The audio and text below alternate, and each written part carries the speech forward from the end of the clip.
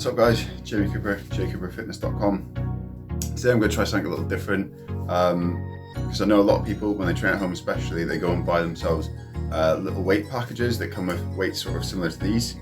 Usually come in ranges from say 8, 6 and 4. You get these little racks, buy them from Argos or Asda's, wherever, and you would like to get one of these sort of bigger bad boys, but again they're usually quite expensive to get and quite bulky and heavy to keep around. So with these little weights, I'm going to show you a few different ways on how you can make this little tiny weight, that only weighs 1.5 kilos, make a big difference. So keep tuned and we'll see what we can do. Guys, so the first thing we're going to look at is reachers. Lie flat on your belly with your arms out in front of you and pull the weights back in, keeping your core tight and your lower back engaged. Think of it as a lat pull down or a pull up just on the ground. Next we're going to do Supermans. Same as the reachers, flat on your belly, engage lower back, bring your feet and your hands off the ground. Your arms are in front of you, and again it's a back extension just with weight out in front of you.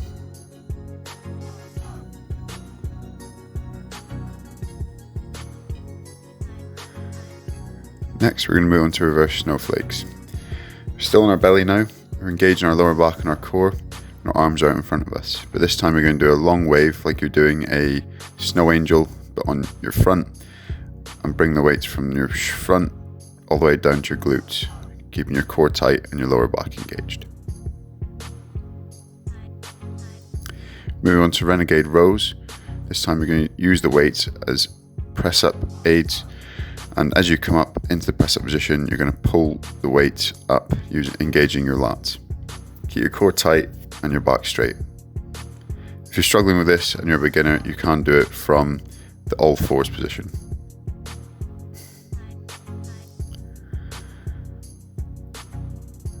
Okay, we're now going to do reverse press ups with a bicep curl. Simply turn the weight so your hands are on the outside and do a normal press up. This should engage more of your bicep, and then as you come up, do a bicep curl. Again, back straight, keep your core tight, and if you are a beginner, you can do this from your knees. Threading the needle can be quite a complicated one, so for a beginner, start on all fours. Simply bring the weight across your body, across your chest, and then bring it up, engaging your rear delts. If you're slightly more advanced, you can do this from the press up position. Engage the core. And again, same detail, bring your arm straight out to the side while bringing it across your chest underneath. Turkish get-ups are a good staple for less weight. Simply start on the floor, lying on your back. Keep the weight pushed out in front of you, like you're trying to push it off the top of you from a lying position. Place your other free hand on the floor for support. Bend your inside leg first, use your outside leg to push up. And then stand up, keeping the core nice and tight throughout. If you're a bit more advanced, try doing it without using your free hand to support you standing up. Make sure to stand up straight at the top and then to return exactly the same way as you came up.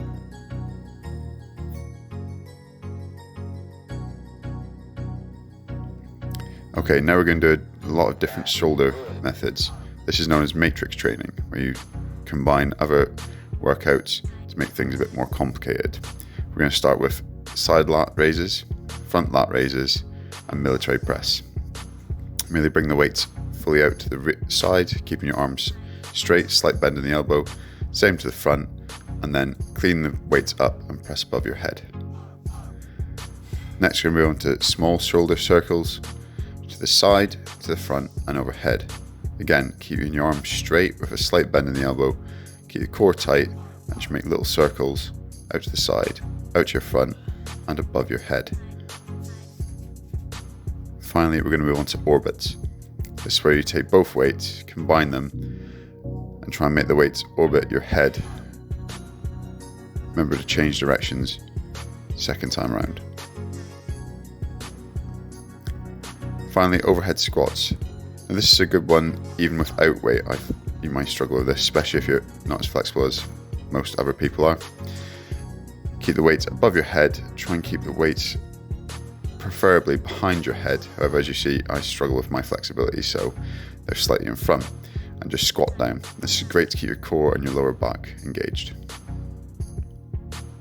Finally, overhead stiff leg deadlifts. Again, using your hips as the lever point. Keep your back straight, your core tight, and bend down until you feel your hamstrings engage, and then tighten your glutes to bring the body back up. Again, this is a difficult one even without weights. The final use for light weights, as always, is they're better for HIIT training, really. So things like shadow boxing, where you can do jabs, uppercuts,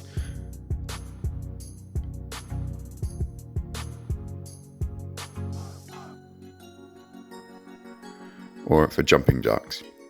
Again, if you can do any sort of high intensity interval training with light weights, it's perfect. They add that little bit more intensity and again, give you a nice tightened muscles in your arms. Hope you found this helpful, guys. Okay guys, so that was a few different ways you can use light weights to make them feel a wee bit heavier and give you that bit better angle. It's always about just using different levers, things like that, to make your weights a bit more potent and give you that bit of extra sort of bang for your buck, especially if you pay for these little tiny weights. Again, you don't need to suffer and think, oh, they're a bit useless. They're not. Again, they can always find a way to use them, and hopefully you found these helpful. If you did, please leave a comment and a thumbs up if you want to see more content on this or anything else. But until next time, cheers guys, I'll see you soon. Thanks.